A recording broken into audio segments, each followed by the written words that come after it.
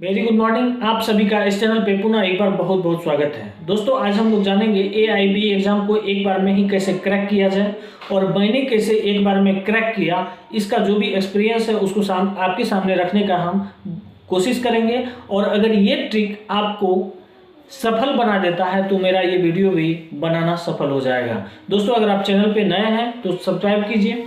देखिए सबसे पहले इसमें क्या है कि इसमें कुछ बुक हैं जो अलाउ हैं, उसको आप ले जा सकते हैं। जब आप बुक ले जाते हैं तब फिर समस्या क्या उत्पन्न होती है, एक गैदरिंग टाइप का माहौल बन जाता है। जब आप एग्जाम हॉल में इन करते हैं तो एक गैदरिंग टाइप का माहौल का सेंस ये हुआ कि सबके पास कुछ ना कुछ बुक रहते हैं और सब क्या करते हैं, ग्रुपिंग करने लगते हैं। मेरे साथ भी ऐसा ही हुआ था कि एग्जाम हॉल में जाने के बाद कुछ जो अगल बगल के बच्चे होते हैं, बच्चे ही नहीं बच्चियाँ भी होती हैं, सब तो ऑलरेडी मैच्योर होते हैं क्योंकि सब तो मतलब लगभग प्रैक्टिस होल्डर होते हैं। लेकिन AIB एग्जाम जब तक वो कंडक्ट नहीं करवाते हैं तो लॉयर से एडवोकेट नहीं बन सकते हैं, वो किसी का जो है इस तरह से नहीं कर सकते हैं, जो कि आप लोग ऑलरेडी जान रहे हैं। तो हमको ग्रुपिंग से बचना है। सबसे पहला बात है कि ग्रुपिंग से अगर आप बचते हैं तो आपका कंसंट्रेशन का लेवल जो है वो 100% आपके काम पे फोकस रखेगा। क्योंकि अगल बगल में जितने भी बच्चे होते हैं हो सकता है उनमें कई ऐसे होंगे जो 2 बार फेल होंगे, 3 बार फेल होंगे, 4 बार फेल होंगे। क्योंकि हमको भी मिला था एग्जाम हॉल के गेट पे ही कई लोग ऐसे मिले जो बोले हम 5 बार फेल कर गए, फिर 4 बार फेल कर गए। वो क्या करता है, निगेटिव एनर्जी आपके अंदर डालता है। इन सभी को इग्नोर करें और निश्चित रूप से आप कंसंट्रेट रहें। आपके पास जो भी है केवल और केवल आपका अधिकार हो, उस पर किसी अदर से कोई रिलेशन नहीं रखना है। ये सबसे बड़ा तरीका है आपको क्वालिफाई करवाने का, आपको क्रैक करवाने का। दूसरी बात ये है कि जब आप एग्जाम हॉल में इन कर जाते हैं तो प्रयास करें कि सबों से दूरी बनाएं, यानी ग्रुपिंग नाम का कोई भी पॉइंट नहीं हो। क्योंकि ऐसा हो सकता है कि जो अगल बगल में हो वो कहेंगे कि स्टार्टिंग 50 क्वेश्चन का आप खोजिए, अगला 50 क्वेश्चन का हम खोजेंगे, वो ऐसे करेंगे।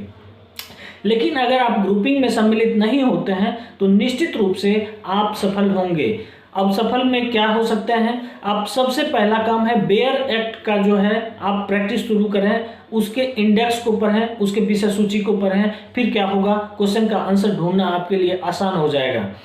बेयर एक्ट का सेंस ये है, बेयर एक्ट जो भी है वो पतला ही होता है, उसमें खोजना आसान हो जाएगा। और अगर आप इंडेक्स को कई बार देखे होते हैं तो आपके ब्रेन में भी वो पावर बना रहता है।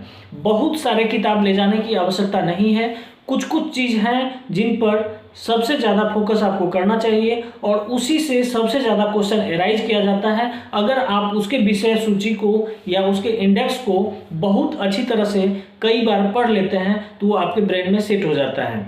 जैसे कि IPC की बात करें, CRPC की बात करें, फैमिली लॉ की बात करें, उसके बाद जो है टॉर्ट की बात करें, टैक्सेशन का बात करें, तो इन सभी जो पॉइंट हैं इन सभी से सबसे ज़्यादा क्वेश्चन एराइज किया जाता है। उसके बाद फंडामेंटल नॉलेज ऑफ कॉन्स्टिट्यूशन जो है ये आप बचपन से पढ़ते आ रहे हैं। LLB करने के बाद भी आपको अगर इसकी जानकारी नहीं है तो फिर समस्या है।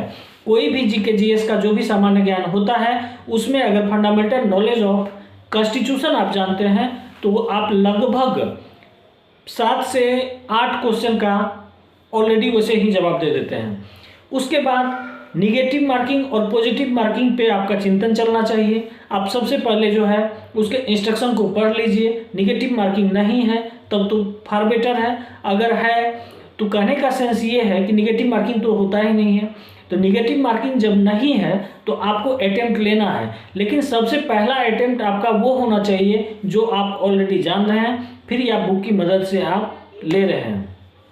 तो इन छोटे छोटे टिप्स को अपना के आप जो है क्वालिफाई कर सकते हैं। मैंने भी ऐसा ही किया है। किसी भी डिस्टर्बेंस में, किसी भी स्थिति में आपको नहीं आना चाहिए, ग्रुपिंग शेयर नहीं करना चाहिए और ख़ास करके आपको एग्ज़ाम से पहले कई बार इंडेक्स पे आपको मेहनत करना चाहिए, चाहे वो CRPC का इंडेक्स हो या IPC का हो या फैमिली लॉ का हो, तो या फिर फंडामेंटल नॉलेज ऑफ कॉन्स्टिट्यूशन जो है वो तो आपको जानकारी 100% होनी ही चाहिए। जब आप इस सेक्टर में हैं और उसका फंडामेंटल जानकारी आपको कॉन्स्टिट्यूशन का नहीं होगा तो फिर समस्या हो जाएगी। इससे बेटर है, अभी समय भी पर्याप्त है, फरवरी तक में पूरा जनवरी और आधा दिसंबर भी बाकी है, तो आप मेहनत कर सकते हैं और एक बार में आप क्वालिफाई कर सकते हैं, निश्चित रूप से कर सकते हैं। दिन का अगर मात्र 2 घंटा आप इनके लिए डिवोटेड करते हैं तो समर्पण करते हैं तो निश्चित रूप से इसका फायदा आपको मिलेगा। मैंने भी ऐसा ही किया था, कहीं किसी से कोई मदद नहीं लिया था। जब एग्जाम हॉल के अंदर गए, कई ऐसे तत्व मिले हमको जो डिस्टर्ब करने की कोशिश किए, इसका क्या होगा उसका क्या होगा, किसी से कोई मतलब नहीं। आप अपने फोकस पे ध्यान रखें और निश्चित रूप से क्वालिफाई होकर आए। और सबसे बड़ा टिप्स है ये, आपको लगा होगा कि इसका कोई वैल्यू नहीं है, लेकिन ये सबसे बड़ा टिप्स है आपको क्वालिफाई करवाने का। फिर मिलते हैं नेक्स्ट टॉपिक पे। धन्यवाद।